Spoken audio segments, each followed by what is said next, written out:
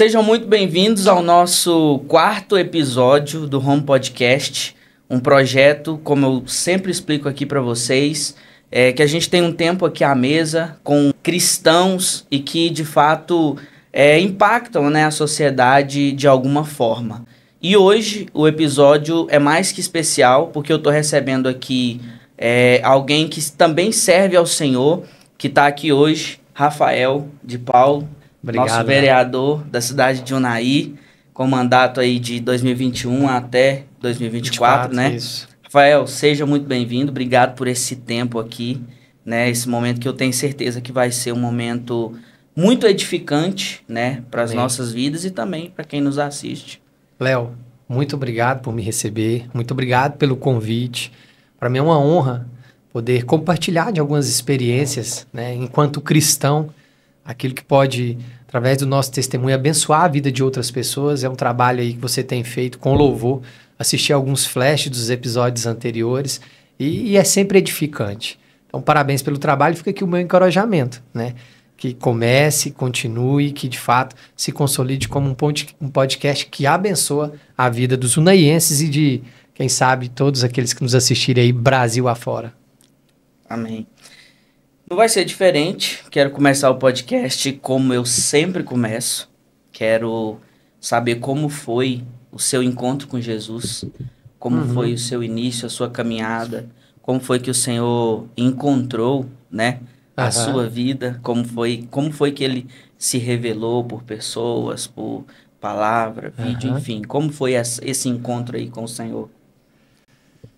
Interessante, Léo. Algumas pessoas têm algumas histórias muito interessantes para contar desse momento de entender o chamado de Cristo na vida delas. O meu, eu não tenho um momento específico para contar, mas eu posso dar um testemunho que eu tenho certeza que muitos dos cristãos que agora nos ouvem viveu exatamente essa experiência. Em algum momento, lá nos meus antepassados, Deus chamou, Deus salvou, né? E eu posso começar contando a partir da história da minha avó, que infelizmente eu não conheci. Ela morreu aos 33 anos, mas morreu como uma serva do Senhor. E através do trabalho dela com os filhos dela, e meu pai, fruto do trabalho dela de pregação, também, né, foi chamado desde criança ao serviço a Cristo, se tornou um cristão, um evangélico, protestante, presbiteriano, assim como a minha avó, e também do meu pai, desde criança, e eu sou muito abençoado por isso. Hoje a gente ouviu, né, um amigo falando que sente uma inveja, mas não aquela pejorativa, das pessoas que vêm de um berço cristão. E eu entendo a fala dele. E eu tive o privilégio de nascer numa casa convertida ao Senhor Jesus Cristo. Então, desde criança, por isso que eu não tenho um momento. Eu fui ali ensinado desde criança, desde a mais tenra idade, quem era Cristo, o que ele fez por nós, quem criou todas as coisas. Então, assim, eu não tenho esse momento, mas começou lá atrás, antes de mim. E fica aí uma lição. Se dessa pequena conversa já se pode tirar uma lição, é que eu tenho essa obrigação para com os meus filhos. Minha avó faleceu aos 33 anos e está na glória gozando da presença do nosso Senhor. Meu pai tem 66 anos hoje, continua servindo a Cristo, né? E um dia, quando falecer, irá reencontrar a sua mãe num novo céu, numa nova terra, para juntos louvarem a Deus. Quando eu for, de igual forma, então eu tenho esse dever também de ensinar aos meus filhos o valor da nossa fé, para que juntos a gente possa permanecer pela eternidade e ninguém se perca nessa caminhada. Não é eu que salvo, né? Eu tenho consciência disso. Não foi meu pai que me salvou, é sempre Cristo e é um favor imerecido que Cristo faz a nós. Não somos nós que a conquistamos, essa salvação, mas a gente tem a obrigação de ensinar o valor da nossa fé e por que a gente serve a esse Deus. Sim, é o que está na palavra, né? Ensina a criança no caminho que se deve andar.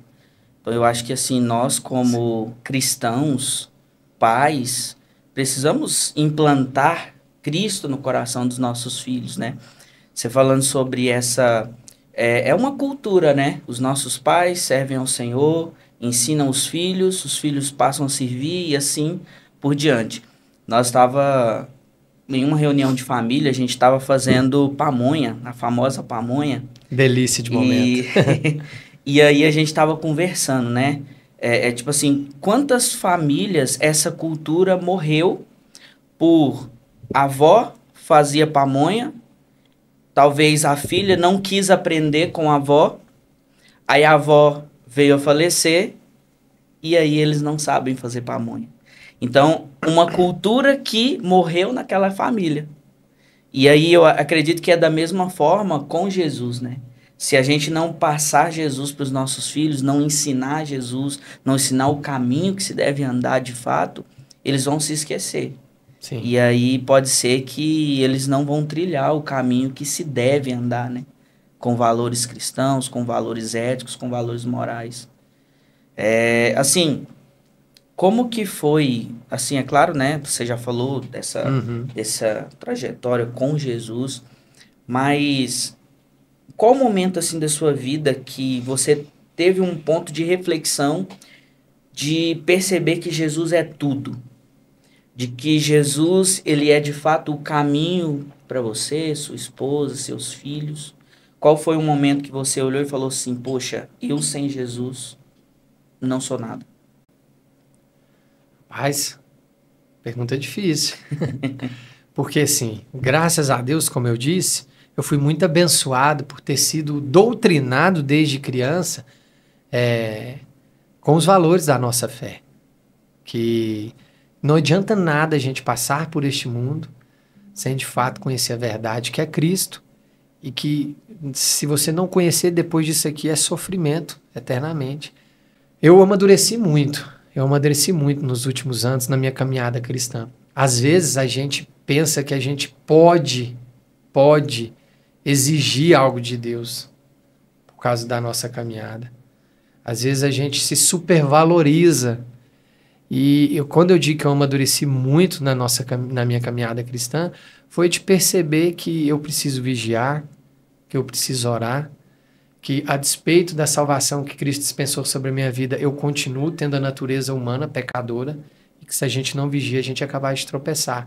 E em certos momentos da vida, especialmente na juventude, talvez a gente, pela carga hormonal muito excessiva, a gente se valoriza demais. A gente acha que é capaz de mudar o mundo, ou se acha um super crente em determinado momento. É aquele montanha-russa de emoções, né?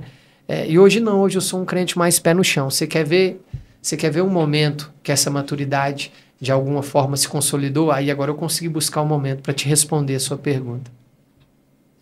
Infelizmente, eu perdi minha mãe muito nova, ela teve um AVC aos 57 anos, e ali na porta da semi-UTI que tem dentro do PA, do Hospital Municipal, no dia que ela teve o AVC, eu estava ali me questionando, sabe?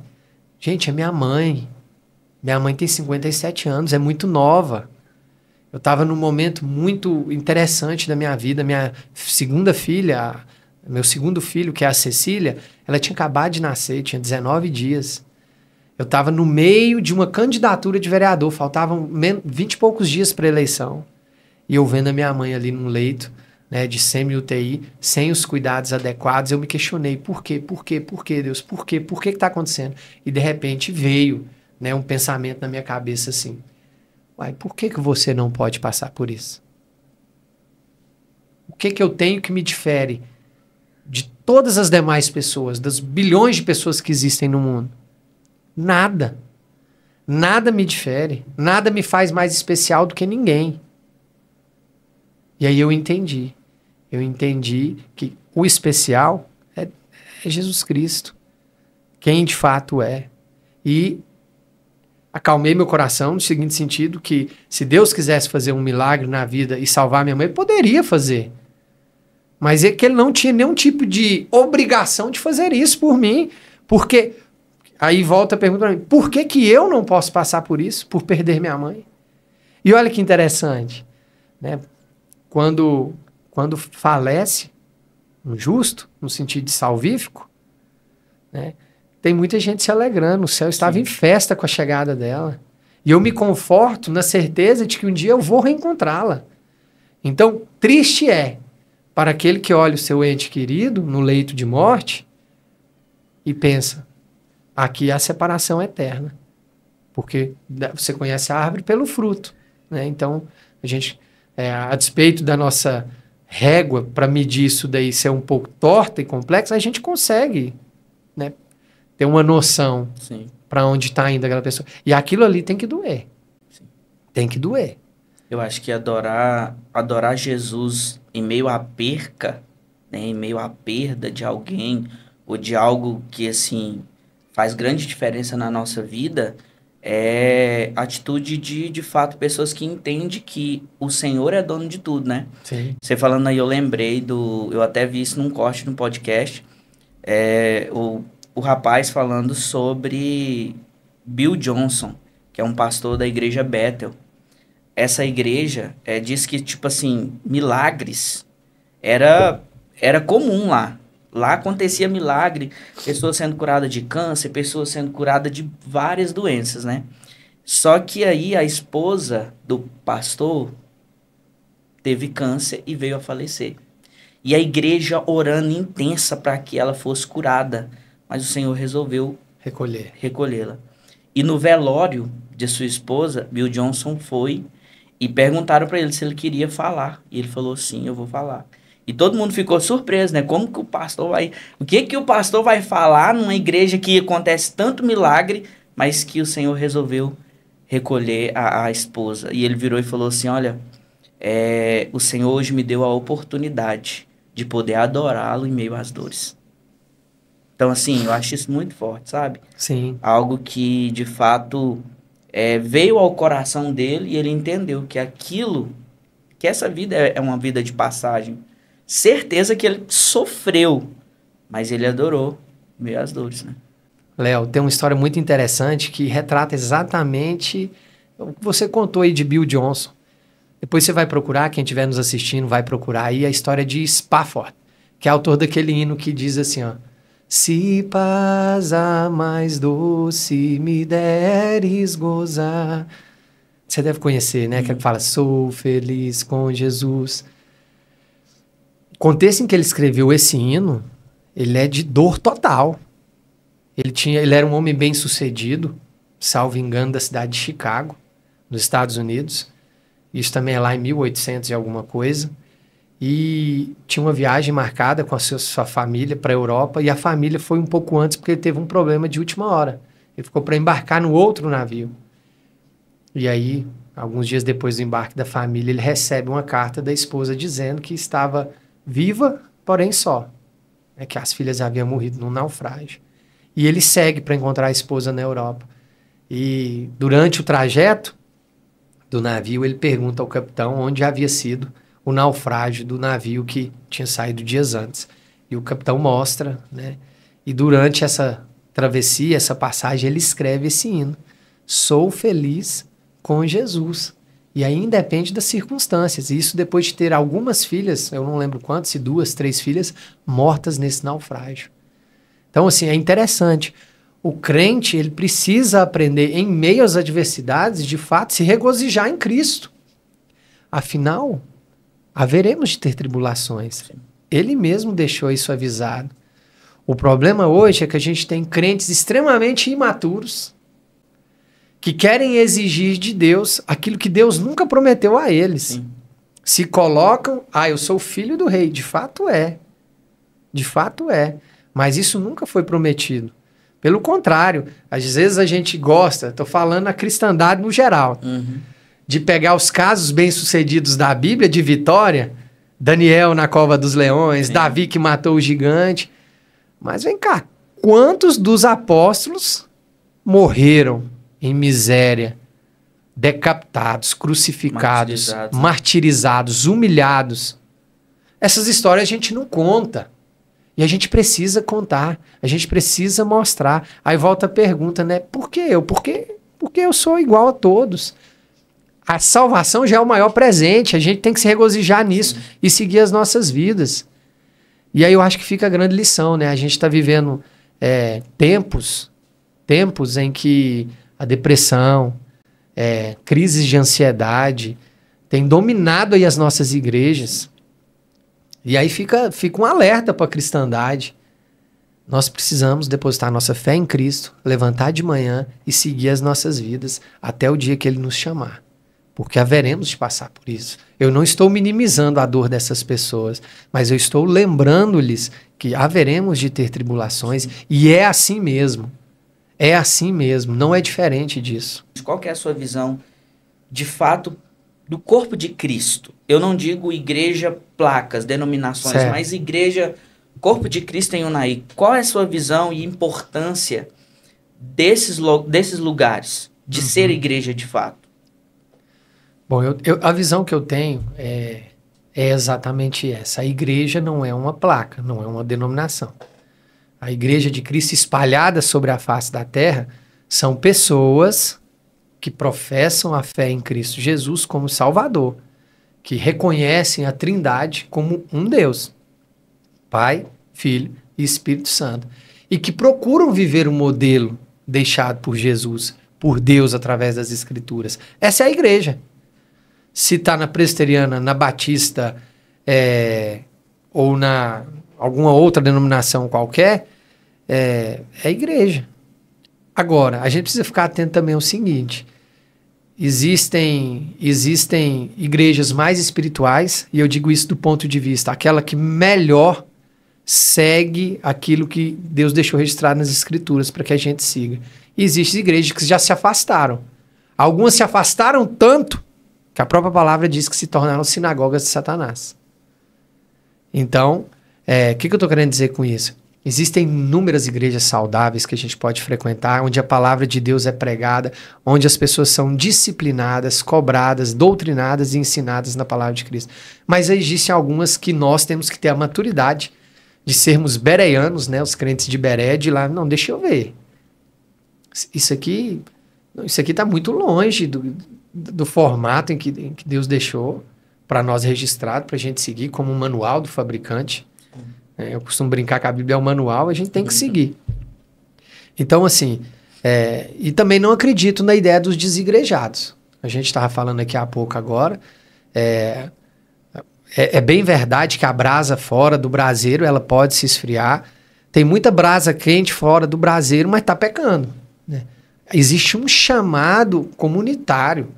Pode ver que a igreja onde ela é perseguida, o pessoal põe a vida em risco para se reunir duas famílias e louvar juntos, porque existe um chamado. Sim. No momento da pandemia, a ideia da lei não foi nem para que a gente pudesse se encontrar, mas para garantir um princípio. O Estado, ele não pode ser quem fala quando a gente pode ou não pode se reunir. Essa tem que ser uma decisão eclesiástica, né? Eu tenho certeza, porque eu presenciei, todas as lideranças eclesiásticas de Unai, evangélicos, católicos, se sentaram na mesa com o COIS, que era o comitê gestor da crise, da pandemia na época, e estavam se submetendo, procurando formatos para poder melhor adequar. Mas não poderia ser um prefeito, um governador ou um presidente falar, a igreja não pode se reunir, porque estão vivendo uma crise sanitária.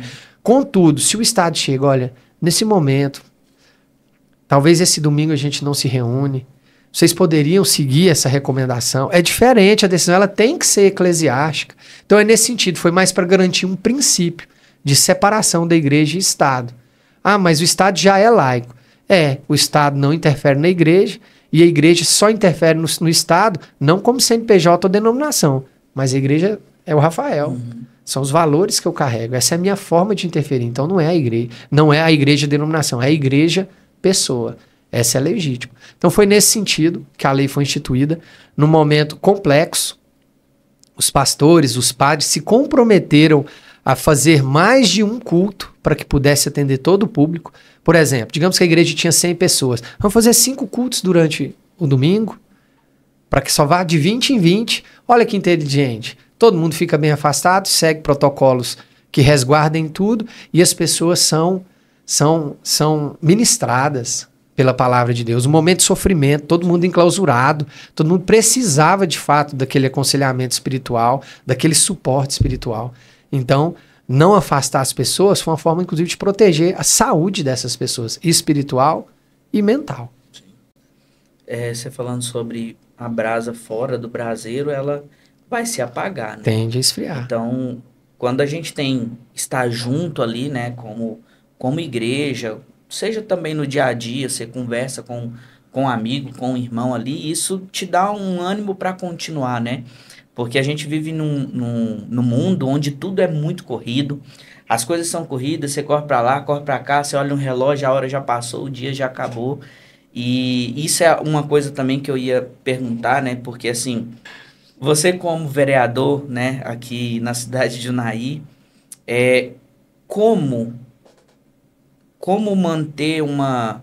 Eu acredito que você tem, né, uma disciplina espiritual de leitura da palavra, de Uhum. oração. É, como conciliar essa correria, né, Do com eu dia a sei dia, que o né? trabalho, né, pode ser corrido. Como conciliar essa correria com essas disciplinas espirituais da oração e da leitura? Bom, primeiro que a gente tem uma ordenança que é de orar e sem cessar. Então é importante, sim, diariamente a gente tirar um momento para que a gente esteja em oração e leitura da palavra. Eu costumo fazer isso com a minha família no horário do almoço, de forma coletiva e de forma individual, às vezes quando eu chego no gabinete de manhãzinha, antes de iniciar o meu dia de trabalho, ou a outras vezes em casa, antes de mesmo sair da cama. E eu sou muito disciplinado no que se refere às programações da minha igreja. Eu procuro participar de todas elas. Assim, é raro eu não participar. Quando eu não participo, é porque eu não estou em Unai. Estou viajando a trabalho, até por doença, eu não costumo faltar. Nós somos ensinados assim pelo nosso pastor. Está com dor de cabeça, indisposto? Se você tivesse assim, você iria trabalhar? Iria. Por que eu não vou na igreja? Por que eu não vou na igreja se eu estou com a cabeça doendo? E eu estou citando a cabeça doendo porque eu tenho crise de enxaqueca direto e não me impede de trabalhar. É raro alguma coisa que me derruba, né, do ponto de vista de dor de cabeça. De vez em quando agora eu tenho uma sinusite depois que eu fiz uma cirurgia e aí ela me derruba. Parece que ela é mais agressiva. Mas eu geralmente eu estou em todas as programações da minha igreja. Até porque como oficial eu tenho que dar o exemplo. E outra, eu vou ali, eu sou alimentado, eu sou discipulado, eu sou corrigido, eu sou incentivado através da ministração da palavra. Então, para mim, é extremamente necessário esse respeito para com a igreja com a qual eu congrego. E esse horário de almoço, geralmente, é o momento que eu discipulo os meus filhos, onde a gente corrige, abre a Bíblia, mostra algumas coisas, canta algumas músicas que eles gostam muito e acabam se divertindo. Essa é a disciplina que eu tenho espiritual para me manter alimentado de Cristo, né? Nesse sentido aí, para os desafios do dia a dia, que são intensos. Quando você decidiu se candidatar, na sua igreja, teve alguma resistência de alguém, de algum membro, alguma liderança em relação à visão cristã e à política? Graças a Deus, zero resistência. Agora, existia uma preocupação. Por quê? A política é vista como um ambiente extremamente sujo.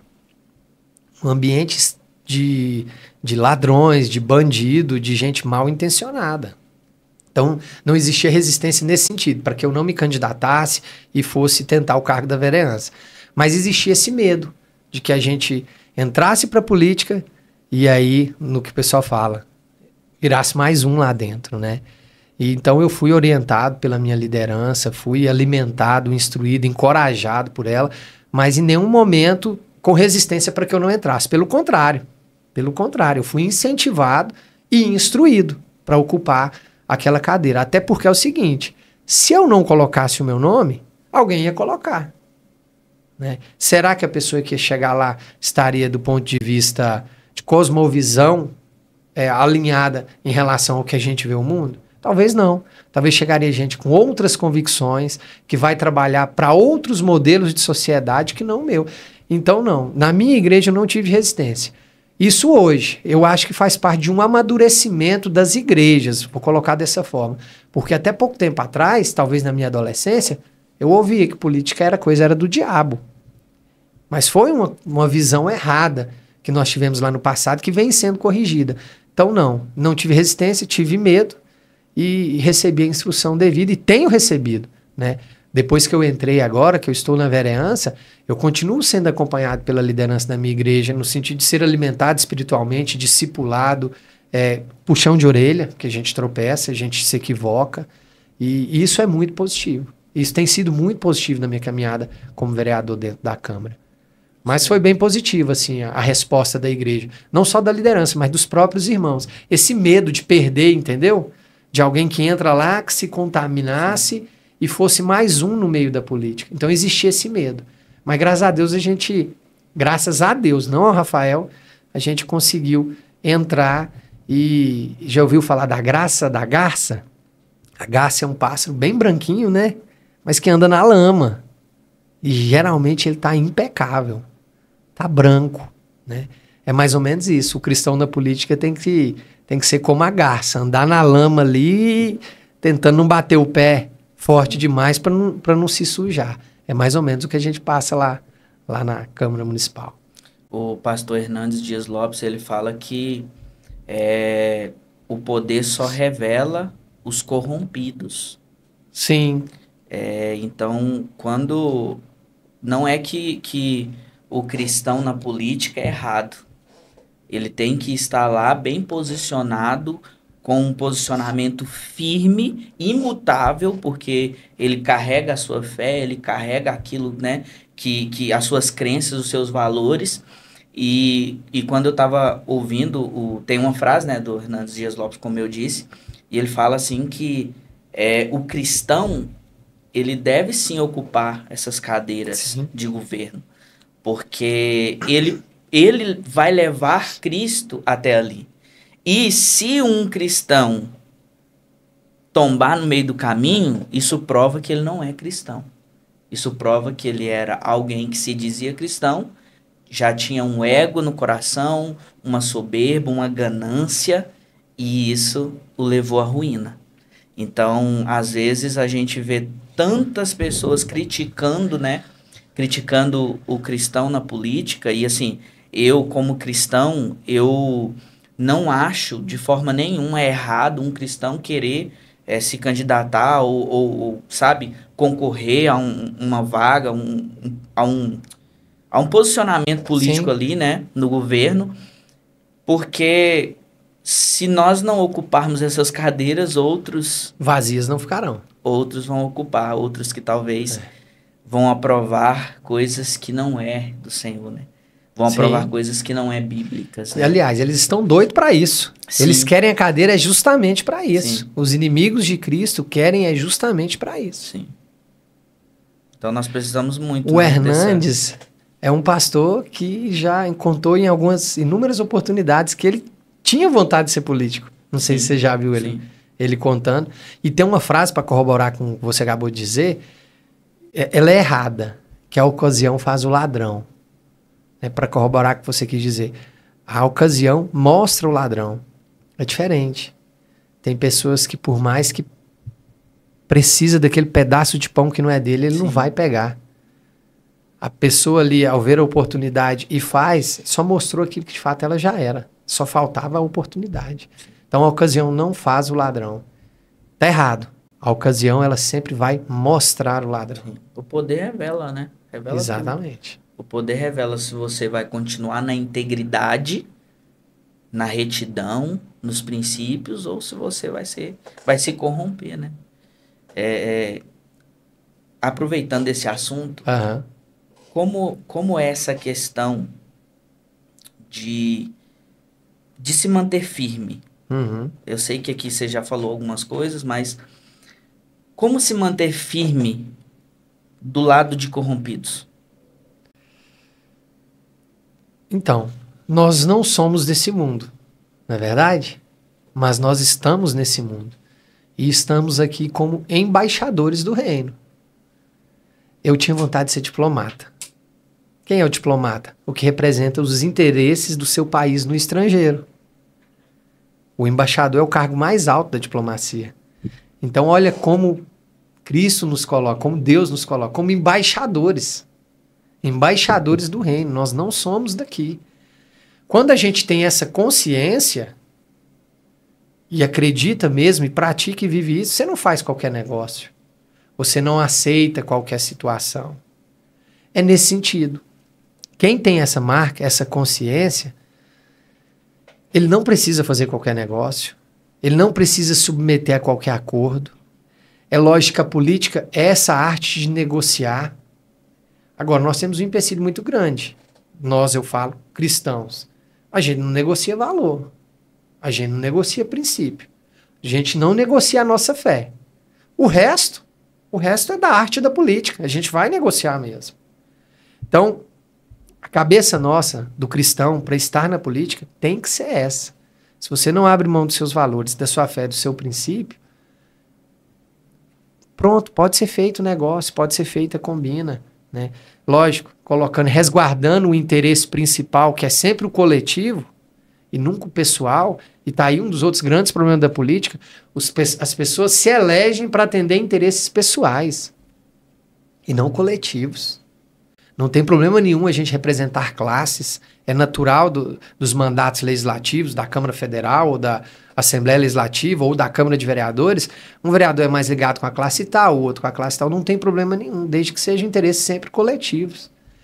Então, nesse sentido, a gente precisa resguardar nossos princípios, nossos valores e a nossa fé. Estando resguardado, tem que se articular, tem que fazer, tem que conquistar. Na política, né, nós somos hoje 15 vereadores na Câmara Municipal de Unai. Às vezes as pessoas questionam, mas como é que você está caminhando com fulano está pisando na bola nesse sentido? Fala, ele é vereador, ela é vereadora. Nós temos que caminhar juntos quando o interesse for coletivo. Se tiver errado ali no meio do caminho, separa e segue. É assim que funciona, tem que funcionar. Então também a gente tem que ter essa maturidade do lado de fora para entender como é que a dinâmica funciona do lado de dentro. É um desafio. Mas é um desafio que eu vejo que as pessoas têm amadurecido. Né? Políticos mais, vamos colocar assim, sem ser o termo pejorativo, que é a velha política, vamos colocar da política tradicional, já tem muita dificuldade de iludir eleitores, de iludir a população, de mentir para a população, porque hoje está tudo muito transparente. Então isso também acaba ajudando a gente que tenta sempre trabalhar com transparência. Né? Olha, deu certo por isso, não deu por isso. Quem acompanha vai entender, né? Porque a gente sabe que não vai conseguir ajeitar tudo, fazer tudo dar certo. Quem dera. Se tivesse como, qualquer um faria. Ficaria na história, né, do município. Mas não é. E então é basicamente isso. Não abra mão dos seus valores, das suas convicções, da sua fé. Não negocie a sua fé e vai trabalhar. O resultado vai vir. Tem hora que não vai dar certo, justamente por causa dos seus princípios. E é isso mesmo. Quando não dá certo por causa dos seus princípios, das suas convicções, da sua fé, é isso mesmo. Tá certinho, não dá certo. Não tinha que dar, mas não arreda o pé. Não arreda o pé, porque isso é justamente o que Deus espera de cada um de nós. Né? Que sejam feitos somente negócios republicanos e sérios. Sim, olhando nessa visão, né, de se manter firme, né? Manter firme, a gente vê que Daniel foi né? Que não arredou o pé. Ele permaneceu ali com o seu coração, o Senhor. Ele não se alimentou, não recebeu os manjares ali que foram oferecidos, né? E ele se manteve firme, né? Ali no propósito que ele tinha. Eu tenho certeza que não foi fácil. Com certeza. Devia ser muito cheirosa aquela comida. Sim. Devia ser muito atrativa. Sim. Mas é isso que o pecado é. É justamente assim que o mal age contra nós. Ele nos atrai mesmo, por causa dessa natureza pecadora nossa. Sim. Mas, Daniel também não conseguiu por causa dele. É Deus que deu a força a ele necessária. Né? Então, até esse mérito não pode nem ser dado a Daniel. É sempre Deus. É sempre Deus. Mas essa questão de se permanecer firme, eu acho que deve ser a atitude de todos que servem ao Senhor, né? Porque o evangelho, o ser cristão, não é vestir uma roupa, né? O ser cristão é, de fato, você ter o Senhor ali no seu coração e bater o pé e dizer, eu sirvo ao Senhor, meus princípios são os princípios do Senhor, meus valores são os valores do Senhor. E assim, vendo você falar como um cristão que está, né, em um cargo político, a gente precisa entender que nós somos seres humanos, né? A palavra diz que quem está de pé, cuide-se para que não caia. Mas quando o nosso coração está entregue ao Senhor, eu acho que a gente vai se perguntar, né? O que o Senhor, é aquela frase, né? O que o Senhor faria. Sim. O que o Senhor faria se estivesse no meu lugar.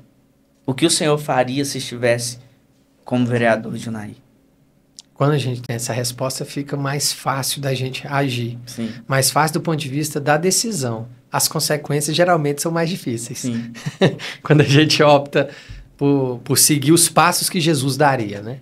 Mas faz parte. E eu acho assim que para a pessoa, talvez alguém que está nos assistindo é um cristão e que poderia querer, está querendo entrar na política, né? Eu acho assim que o cristão que vai entrar na política, ele tem que ter 3 coisas. A primeira, ele precisa ter uma vocação. Eu acho que essa vocação política é aquela vocação de querer servir as pessoas. Não para benefício próprio, mas para benefício de uma comunidade. Então, assim, a pessoa que fala, um cristão que fala assim, ou qualquer outra pessoa, sem ser cristão também, eu quero entrar para a política, ela precisa ter uma vocação de serviço. Eu vou fazer aquele algo não para beneficiar a mim ou a minha família, mas para beneficiar uma comunidade. E eu acho que, segundo, essa pessoa precisa estar bem preparada. Porque eu vejo, talvez, muitas pessoas falando assim, quanto político ganha? Quanto com vereador ganha? Quanto com prefeito ganha? Eu vou ser político. Não é assim. A pessoa precisa ter um conhecimento, precisa estar bem preparada, né? Precisa estar bem, assim, preparada intelectualmente. Porque é um cargo sério, né? Sim. E terceiro, os princípios, a firmeza. Uhum. Né? A firmeza de fato estar ali, né? Representando, como você disse, um embaixador de Cristo. Um embaixador do Evangelho que está ali para se posicionar como um cristão de verdade. Que é um cargo muito mais alto do que um presidente da República. Um embaixador de Cristo. Muito mais. Léo, então eu acho que é importante que ficar aqui, inclusive, o incentivo para que, de fato, os cristãos se envolvam mais na política. A gente pegou aqui, está lá em 1 Timóteo 3, quando fala, né, quais atributos a pessoa deve ter que o torna apta ao episcopado, ao diaconato, ao presbiterato. Se a gente olhar para as nossas comunidades e enxergarem pessoas dessa forma aqui, associada, que você falou, à vocação, a gente precisa incentivar essas pessoas para que de fato ocupem essas cadeiras. Vou ler aqui rapidinho, mas fala assim, ó. É necessário, pois, que o bispo seja irrepreensível, marido de uma só mulher, sóbrio, prudente, respeitável, hospitaleiro e apto para ensinar. Não deve ser apegado ao vinho nem violento, mas sim amável, pacífico e não apegado ao dinheiro. Ele deve governar bem a sua própria família, tendo os filhos sujeitos a ele, com toda a dignidade.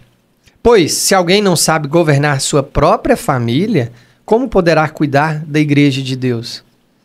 Eu acho que aqui está uma receita para aqueles que desejam, de fato, apresentarem os seus nomes à comunidade como cristão apto à vereança, à prefeitura, a deputado, a senador, até o presidente. Então a gente tem uma receita aqui bíblica das pessoas que devem, de fato, ocupar essas cadeiras. E fica aqui o meu incentivo. Seria muito interessante, Léo, que nos próximos mandatos da Câmara a gente tivesse mais colegas que têm essa cosmovisão cristã. Olha o quanto a gente conseguiria ter mais forças em algumas pautas que são realmente caras a nós, que é de proteger a família, a dignidade da criança, do adolescente, enquanto em período de formação. Inclusive, eu tenho projeto de lei nesse sentido, que vai terminar a tramitação agora em 2024. Espero que a gente consiga aprovar, que é um projeto Infância Sem Pornografia. Inclusive, já foi debatido, apresentei ao Conselho Tutelar do município, a Secretaria de Ação Social também como corresponsável, o secretário de Educação esteve comigo nesse debate. Então é nesse sentido, a gente precisa de homens e mulheres com essas características para ocupar as cadeiras de tomada de decisão do nosso município. Sobre essa questão dessa visão, né? Que assim, a política ela nada mais é do que estratégias para projetos que visam o bem comum, né? Sim. Estratégias que visam, de fato, o bem da sociedade, da comunidade, né? A gente vê, e é nítido, que você tem o posicionamento de conservador, né? De um político conservador. Sim. Como seria essa questão na sua visão, se você puder explicar? Eu sei que muita gente já ouviu falar, mas o que é ser um político conservador? A ideia de conservadorismo, a princípio, pela nossa não familiaridade com essa palavra, por exemplo, lá nos Estados Unidos é uma palavra para definir a direita americana, né? O conservative, que eles usam para dizer a pessoa republicana. Mas é uma pessoa que não acredita, o conservador, no Estado como alguém que vai redimir a sociedade, o Estado como solução para os nossos problemas. Para o conservador, nós indivíduos somos capazes e a instância que resolve de fato os nossos problemas. A gente não terceiriza essa responsabilidade, então a gente não terceiriza a questão da nossa segurança. Por isso que você vai ver sempre um conservador defendendo a possibilidade de ter a posse e o porte de armas. Porque a gente sabe que nem sempre o Estado vai estar ali para te proteger. É mais ou menos, o pessoal brinca nessa questão da posse e porte de armas. Por que a gente tem um extintor? Porque a gente precisa reagir quando o perigo acontece. Ah, mas não tem os bombeiros? É a mesma situação para a questão aí das armas. E a gente fala, para que serve a arma? É para matar? Não, é pelo contrário. É para que você não seja morto. É diferente. A legítima defesa é algo, inclusive, bíblico. Não vou aprofundar porque eu não sou mestre da teologia, mas está lá. Está lá que somos aptos a nos defender, nós e os mais vulneráveis. Então, a arma é para nesse sentido. Como nós não temos essa cultura das armas, esse é um debate, às vezes, bastante complexo, mas as coisas vêm mudando com o tempo. Então, o conservador é esse cara que entende que ele precisa empreender, que ele precisa gerar valor, que ele precisa gerar riqueza para cuidar de si próprio, que ele não pode depender do Estado que faça isso para ele. Conservador não é um cara que impede as coisas de avançarem, porém ela tem muito cuidado com o que de fato é avanço. Hoje a gente vive assediado e estimulado por ideias que parecem contraditórias, enquanto de fato não são. E a gente tem que procurar não cair nessas narrativas. O conservador é alguém que vive no passado. Pelo contrário, o conservador é alguém que olha com muito respeito pelo passado, porque sabe a dificuldade como as coisas foram criadas. Ver valor nelas, procura mantê-las e corrigir aquilo que pode ser corrigido e melhorado. Esse, de fato, é um conservador. A mente progressista, ela abre mão de qualquer valor ou princípio que não esteja embaçado na sua atual geração. Que progresso é esse? O progresso é algo que é melhorado. Então, o conservador está olhando no passado e melhorando. O progressista não, ele está revolucionando. Aí entra a questão de revolução cultural, que é algo muito atual que a gente vive hoje. É a substituição da cultura anterior. É uma revolução. Essa é a mente progressista. Então, o conservador, ele também, geralmente, ele é liberal no que se refere à economia, justamente por entender que a solução não vai partir do Estado, mas vai partir da solução que ele mesmo irá propor para a sua própria vida. Então, liberdade para empreender, esse sequestro de bens feito pelo Estado na forma de imposto, alíquotas majoradas, é alguma coisa que o conservador ele vê com muita cautela. Não porque ele não entende que o Estado ele tem o seu papel. Tem sim. Eu acredito muito que o Estado ele é um garantidor de justiça e segurança. Mas quando ele começa a invadir competências outras, como educação, como saúde, ele começa a crescer demais. E aí a gente acaba gerando problemas para nós mesmos e às vezes cometendo até a famosa justiça social, que é tirar de alguém para dar para outro. E até onde tudo isso é válido?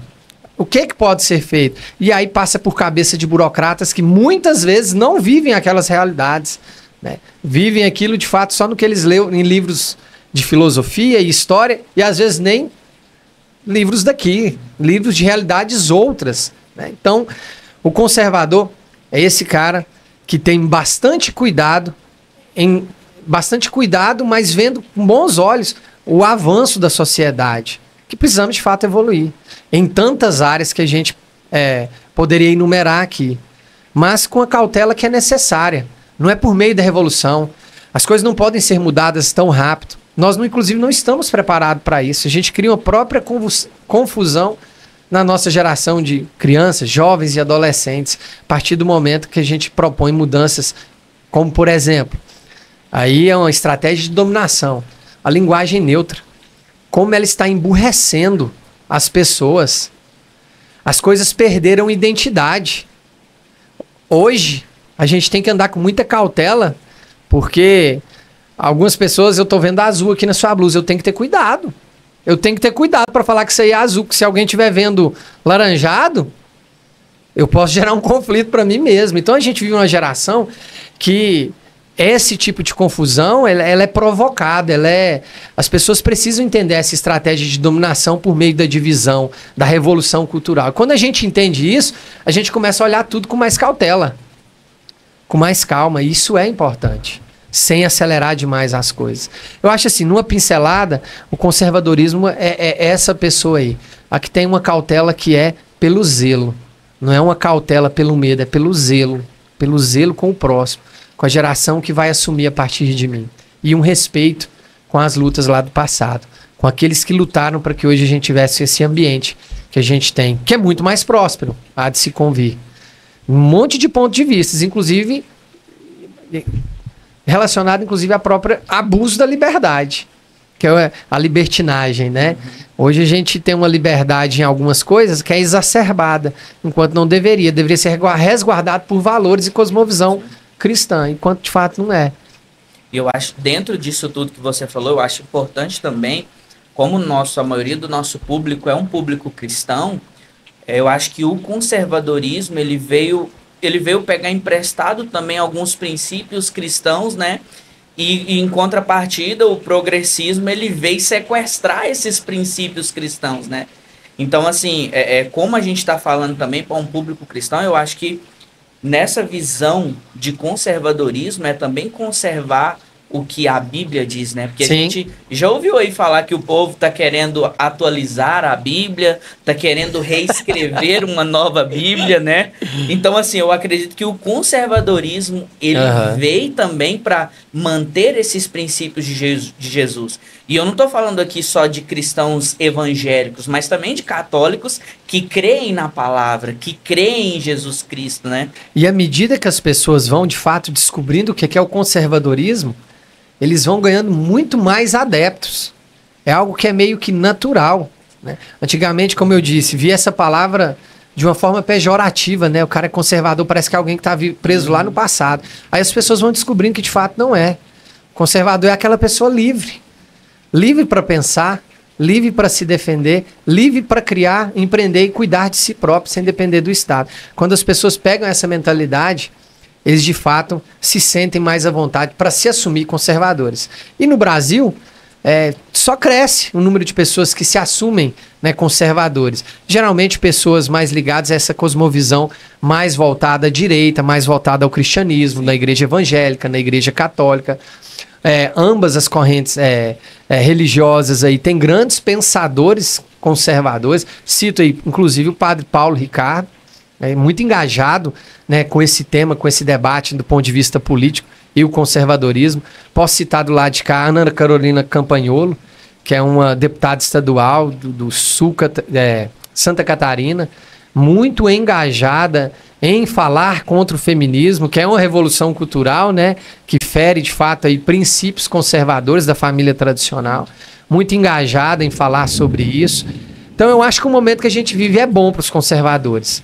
À medida que a gente bate esse papo, conversa, as pessoas vão entendendo, né, e vão aderindo a essa forma de pensar. Muito interessante, o fenômeno que a nossa geração está vivendo. Daqui a alguns anos, quando forem escrever sobre conservadorismo, vão citar de 2011 para cá, né, toda essa luta que começou há algum tempo atrás, esse movimento conservador. Lógico que ele é anterior a isso, não estou dizendo que não é, mas de uma forma mais latente, é nos últimos aí 10 anos que ficou mais evidente isso daí. Não, bacana. A gente vai passar para algumas perguntas, mas antes eu queria finalizar esse tempo aqui te fazendo uma pergunta.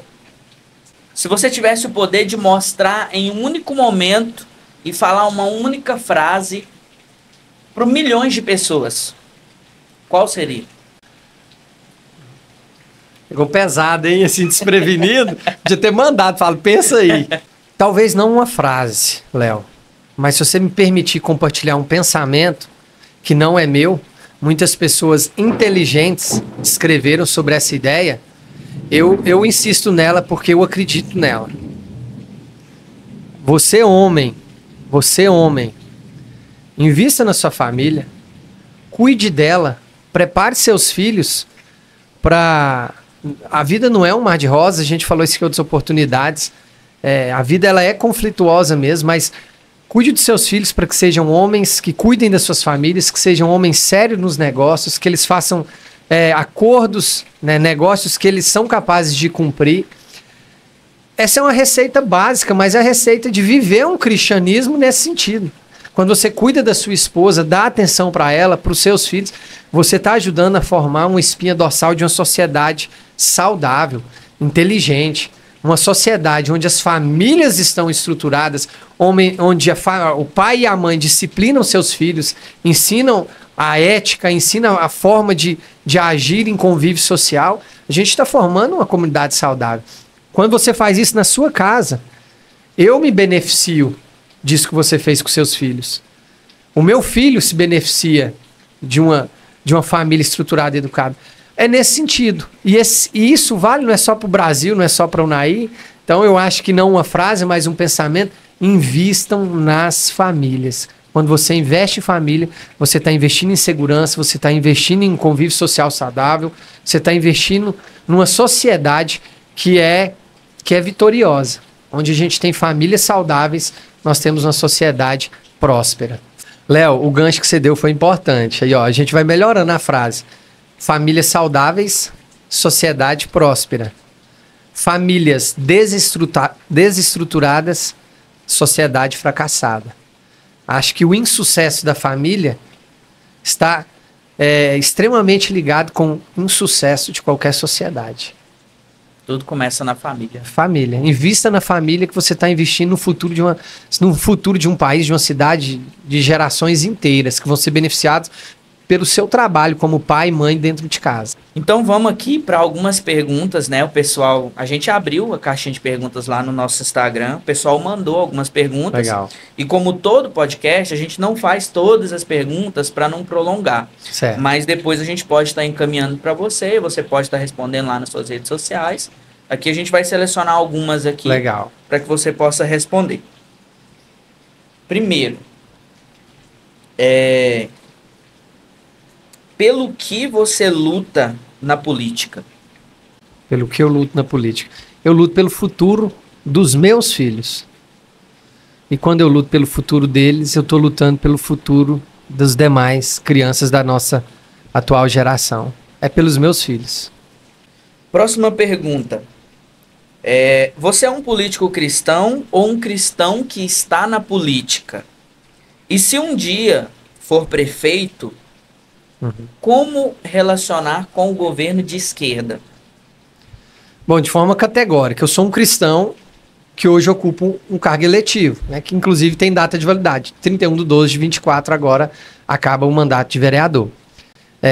Se eleito prefeito, né, me encontro na condição de pré-candidato, a minha forma de agir é aquela que eu te disse aqui, comentando aqui um pouco sobre o papel do cristão na política. Com ética, sem abrir mão dos nossos valores, dos nossos princípios, da nossa fé, de forma diplomática. Tem que se relacionar, né? Há legitimidade, né, em políticos também que assumem uma outra cosmovisão. Eles representam uma parte da nossa sociedade. Eu não abrindo mão daquilo que tem como regra de fé e prática, haverá relacionamento, sim. Tem que ter. É até republicano isso. É nesse sentido que eu acredito. Como será o nosso relacionamento com a esquerda. Bacana. Próxima pergunta. Como enfrentar e barrar as diretrizes ideológicas enviadas pelo governo federal? Bom, todo governo eleito, ele é eleito para representar sempre uma cosmovisão, uma visão de mundo. E isso vai ser traduzido na conduta do governo, nas diretrizes que eles vão dar. Como barrar? Eu digo sempre o seguinte, os grupos mais organizados na política, e aí eu não estou falando de políticos, pode ser, por exemplo, uma classe, professores, Entendeu? Os grupos mais organizados, que elegem seus representantes, sabem exercer as pressões necessárias, são os que são atendidos. A forma de barrar é nós nos organizando do lado de cá, mostrando esses equívocos, mostrando esses erros e convencendo o prefeito ou os vereadores de tomar as providências que couberem diante daquilo que a gente entender, ofender a nossa cosmovisão de sociedade aqui no município de Unai. A melhor forma, se organizar e reagir. Já aconteceu, viu, Léo? Em inúmeras oportunidades aqui em Unai, coisas que nem foram para a mídia, nem foram divulgadas, justamente para a gente não gerar um estresse maior, especialmente do atual governo, né, que tem diretrizes mais à esquerda, que a gente sabe, coisas não tão republicanas, que de fato ofendem a família. Nós nos organizamos aqui em Unai, uma construção aí entre evangélicos, católicos, aqueles que abraçam pautas cristãs, e conseguimos barrar. Crianças de assistirem conteúdo inadequado, de participarem de palestras com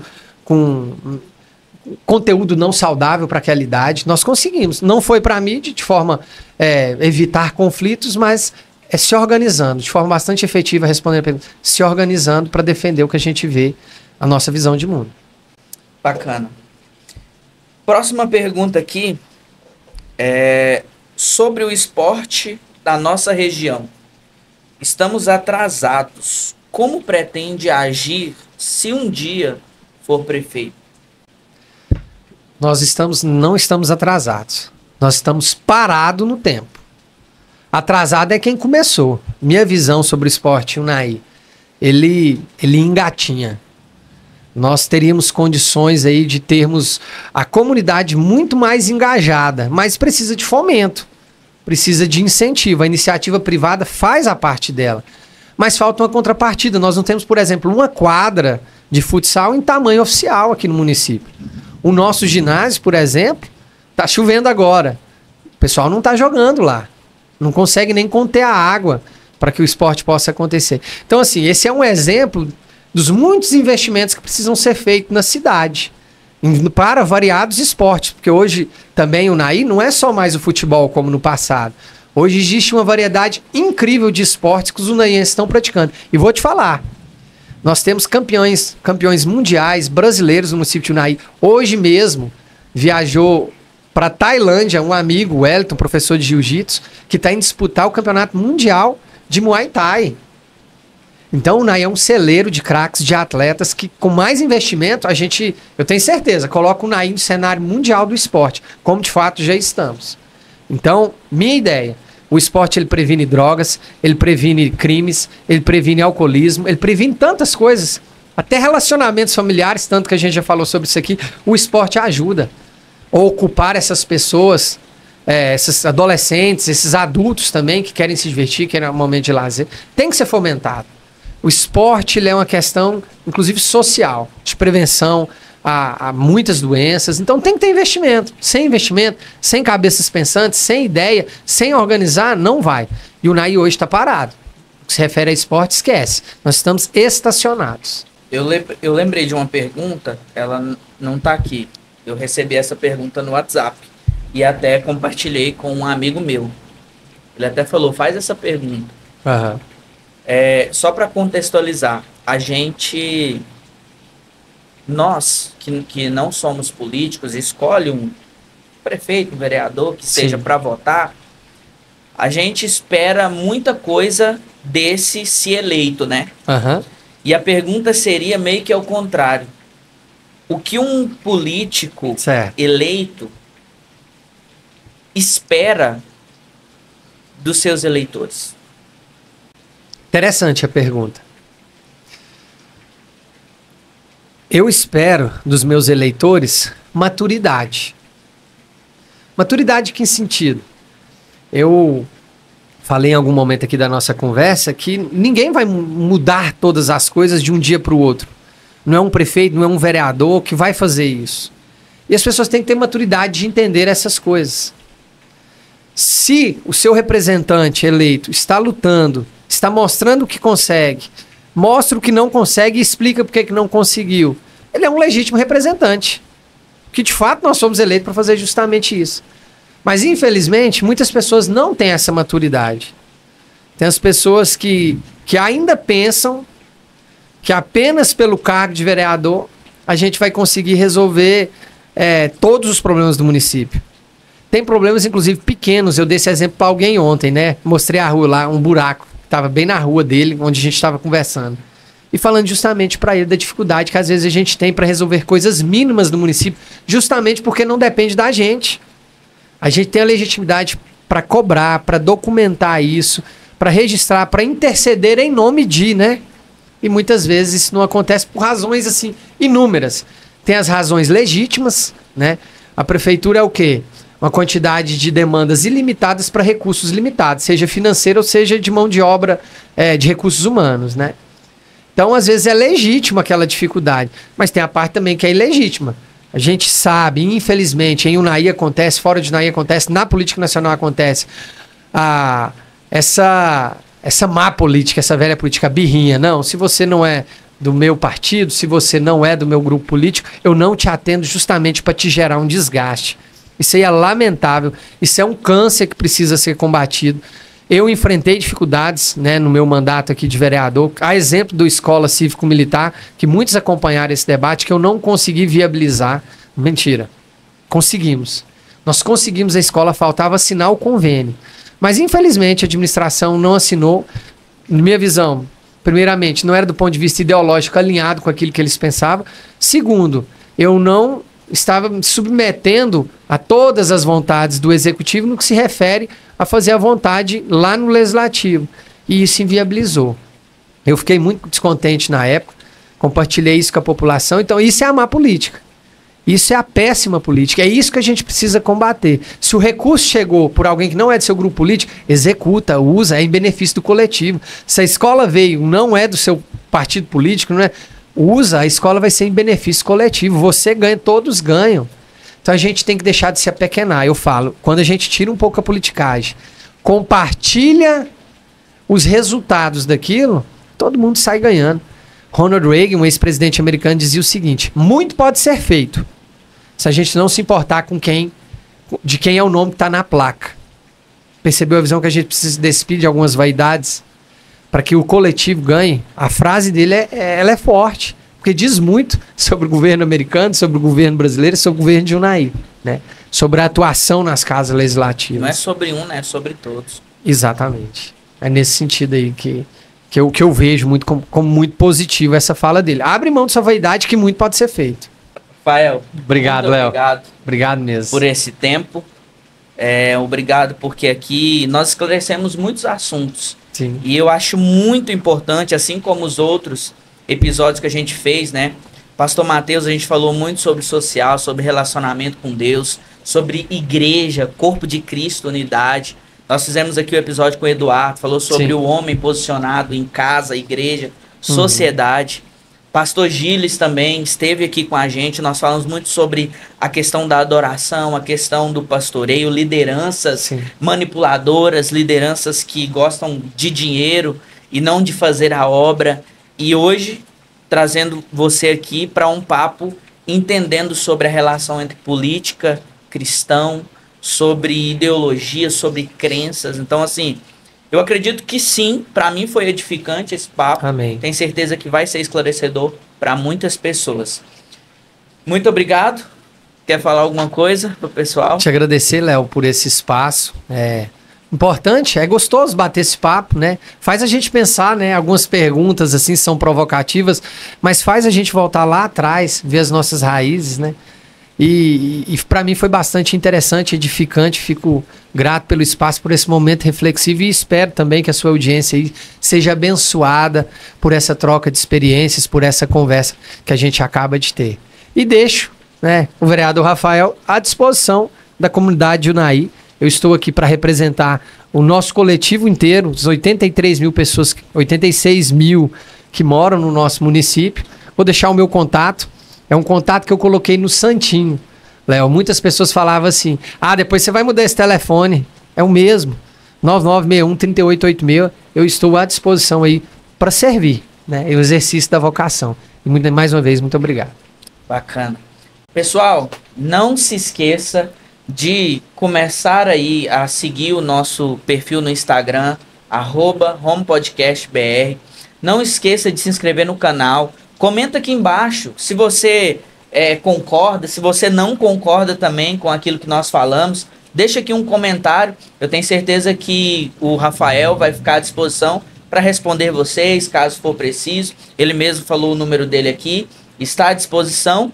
E também, mais uma vez, agradeço você por ter nos acompanhado. Fica ligadinho aqui que tem muita coisa boa para sair ainda. Que Deus abençoe a sua vida.